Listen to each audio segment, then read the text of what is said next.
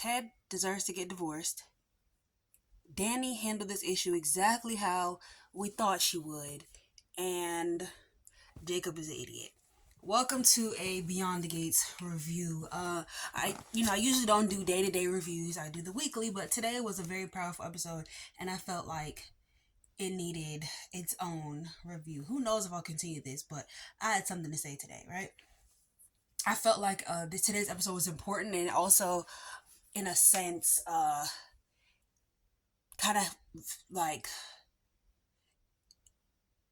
it was connected to the topic that I had just talked about in my previous video. I don't think I had watched the episode, I believe, but I hadn't watched it as intently as I watched it the second time around because I felt like I wasn't paying attention. Maybe I missed something. So first and foremost, I want to talk about Danny. Danny had the reaction that I think we all thought she would have, and I was grateful for that because she was just emotional. Like, she was just grateful that her family was alive. She was sad that this happened. She was upset that this happened. But overall, she was like, I am so sorry this happened to you. And it brought a lot of emotion up for her because she's a black woman, and to see what has happened to her people in this situation, her people, her family, and that this happens to other people who don't have the same resources and means as the Duprees to be able to take care of a situation like this, and he could have went to prison. They know what it's like. They know the racism that we face in this country. They know the bias that is here, and the injustices. So it was nice to see black people to be able to discuss that without it being so much like anger, and not in a bad way, because I feel like the only way we're heard is through anger. But for us to be able to express like how hurt, yeah, there we go, how hurt a situation like this has us made, how hurt and confused and disappointed we feel in humanity, and the fact that we're still being treated this way, and confused, like, why would you do this to me, and disappointed in the behavior of another person, and scared and hurt and just in pain about what happened to your family member and what's happening to your people. So it was nice to see that be able to be expressed on television. Like, that is why Beyond the Gates is so important, you guys, because our stories are truly being told for us, by us, and like everybody else gets to bear witness and hopefully be able to understand a little bit more. That's what soaps used to be. That's what soaps used to do. It used to show us other people's world. It used to be a camera into the day-to-day life of people just like us and people who aren't like us, so that we can understand each other. They used to have socially relevant storylines. We've gotten away from that, I feel, in present time, and just the soapy drama, like, of course, yes, but the reality of life too. So I also was I also like the conversation between Martin and Vernon, where Martin was kind of like gaslighting himself into thinking like maybe he did the wrong thing. He was second guessing himself. He was questioning himself. And Vernon had to, be there for him and say, no, like, you did the right thing. Your actions were justified. You were protecting yourself. You were protecting me. Like you didn't do the wrong thing. They came out using slurs. They came out with a gun. They asked for money. They were being disrespectful. Their tone didn't change no matter how kind I was. And every black person has dealt with that before. You come to the situation kind, and that other person doesn't, because of the hatred that they have inside of them. And then Anita was talking about how that was somebody's son, somebody's brother, and he was set on a path of destruction by the hatred that he was taught. All of that vitriol that he was taught, all of that hatred, all of that racism and bias that's been in his family probably for generations, and his brother was horrible too. So it's like, you were right. And I love how everybody chimed in that conversation, especially Danny, and like let Martin know, like, no, you did the right thing. Like, it's hard, it's painful, and you took another human being's life. So of course you're going to feel away because you're human and you're a good person. But these people came after you and you had to protect yourself. And that conversation, I mean, how many times do we have to protect ourselves when people come after us? Especially people that could be given the benefit of the doubt when we aren't given the benefit of the doubt. So that was that part of the episode I really enjoyed. Let's move on to Ted. Okay, I honestly, like, before, I did enjoy Danny's reaction, yes, because I'm a Danny's girl. I'm a Danny's girl. But Nicole's reaction towards Ted is so very justified. Like, I know she's upset with her parents because she couldn't be there for Martin and stuff like that, but I don't remember. Maybe I didn't watch in too much into Nicole's reaction, but I like Danny's reaction. But Danny's reaction is that of an emotional daughter and aunt. She's not the mother, you know. So she doesn't have that. She didn't have that instinct to want to be there for her baby and be angry that no one let her be there for her baby, you know. So I feel like Nicole's responses are justified. It's so funny because people were like, no wonder they didn't tell you, Nicole. You literally reacted. Nicole, they didn't tell Nicole and Smitty because they literally reacted the way that everybody thought they would. Um, Sorry, I was outside and the mosquitoes tore me up. I was outside for the last few days. Mosquitoes whooped me down, bro. I'm covered. What else? So yeah, Nicole ripped into Ted. I'm so glad she did, because Ted, do you even want your marriage? Like, do you even care about your wife?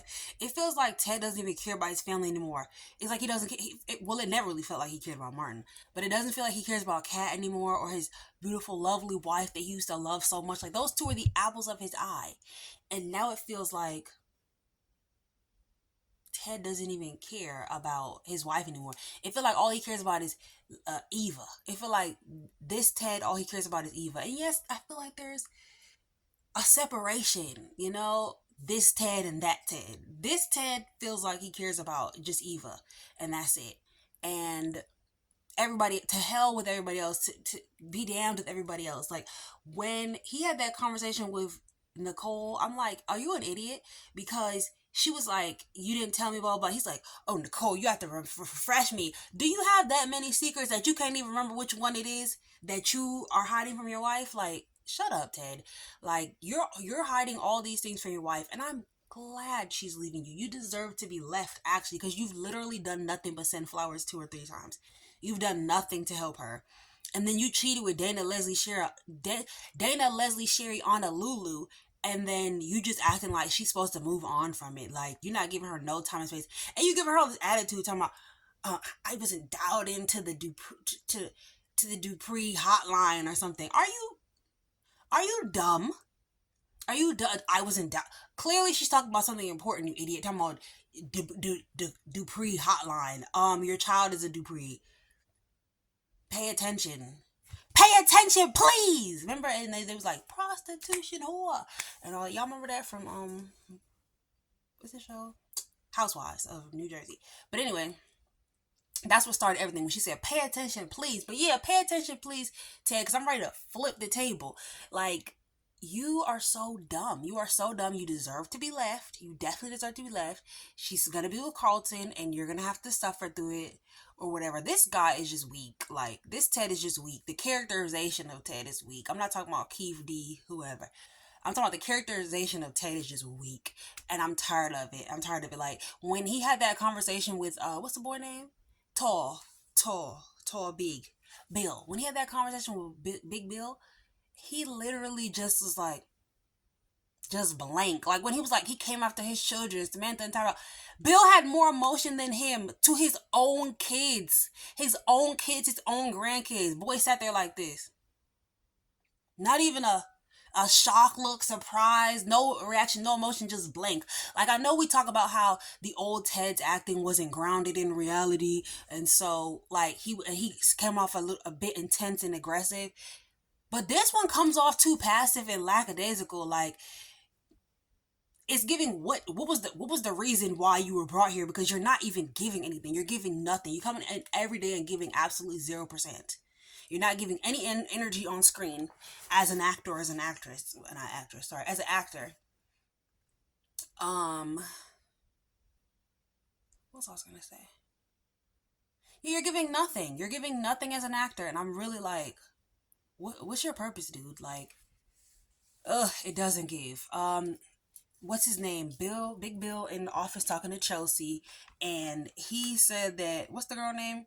Shanice is the Marquis Dishard or something, right? And to call somebody that suggests that they exhibit um the characteristics of him, they say derives pleasure from inflicting pain or humiliation on others. So he's talking about Shanice and her physical therapy and stuff. what's her name? Chelsea came in and she didn't even know what was going on. Bill automatically assumed she was talking about what happened with Martin. You see how many secrets this family keeps? And she told him about her court case and stuff like that. And he just really been busy for real. He really has. So he didn't get a chance to get around to it, which is, hurtful to her business and stuff. So I understand why she was upset. And then what else? Danny and Andre in the bed together. I like them together. I don't know if I want to cover this whole episode because it just doesn't flow with what I'm saying. But Shanice, I like Shanice and Derek. I really do. They have a lot of chemistry. She wanted him. She just wants him to be honest with her about everything. Like she knows he still has feelings for Ashley, and she's trying to help them get back together. Really, honestly. But if they can have some fun in the meantime, and she could flex her flirty muscle, and I totally agree with that because it is a skill and you do have to flex your flirty muscle and really work it out because I have to do that sometimes. Flirt with people that I don't necessarily want to flirt with because I just need to flex and make sure you gotta make sure you still got it. It's not anybody that you would see again. It's just a little flirtation just to see if you still got it. A little flirting. I flirted before to flex that muscle. I see you, Shanice. I like Shanice and Derek, so if they do end up going there, I'm here for it because I see the chemistry, and it would make Derek way more interesting. There is nothing in this world that will make Ashley interesting to me, and there's nothing in this world that will make me want to watch her. There's nothing in this world that would make me a fan of Ashley. Even Andre said she was pathetic. And exactly, because what was that? Is giving very much 12-year-old girl. I know she's like 37 in real life, but like she's giving 12-year-old girl on the show. And we don't need that. We need a grown woman. Like, I know you're supposed to be playing the early 20s or something, girl, but no, you're supposed to be 26. Grow up. It's not giving 26, it's giving 12-year-old girl. 100% all day, every day.